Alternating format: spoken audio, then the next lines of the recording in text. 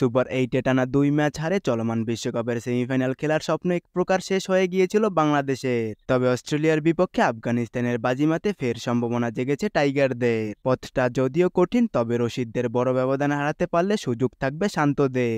অবশ্য তাকিয়ে থাকতে হবে ভারত অস্ট্রেলিয়ার ম্যাচের দিকেও।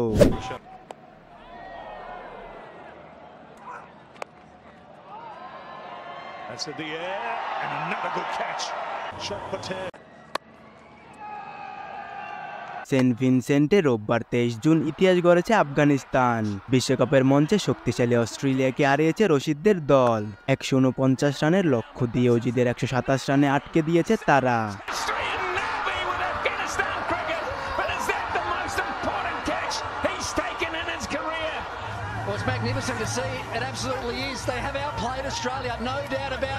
সুপার 8-এর এই ম্যাচে ওলটপালট হয়ে গিয়েছে গ্রুপ 1-এর সেমিফাইনালের সমীকরণ।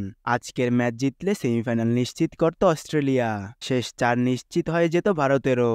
সেক্ষেত্রে বাদ পড়ত আফগানিস্তান ও বাংলাদেশ। কিন্তু আফগানিস্তান জেতায় এখন 4 দলেরই সম্ভাবনা আছে। দৌড়ে অবশ্য ভারত এগিয়ে আছে।